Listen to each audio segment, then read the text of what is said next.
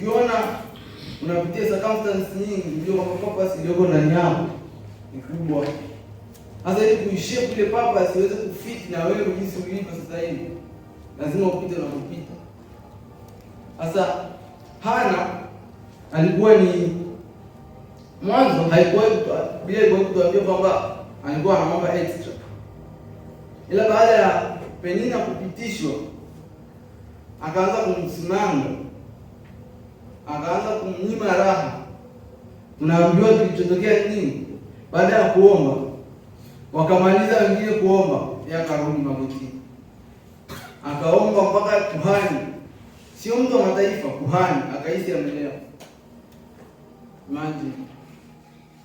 Lakini yote hiyo ni nini? Ni Mungu alikuwa anajua amebebesha purpose ya kumzaa nani? Nabii.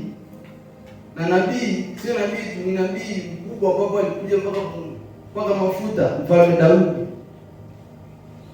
Hapo Mfalme Daudi tunajua mpaka Yesu alikuja kutumia jina lake kwa baadaye. Ni purpose kubwa ambapo alikuwa ameachilia maishani mwake, na ilikuwa inampitisha kwenye ile situation.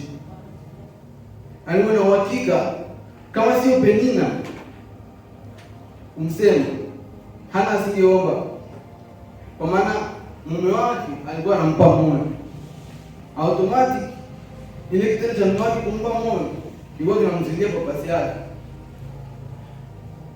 Kwa ukiona situation inakuja harsh kwenye maisha, trust in God's time.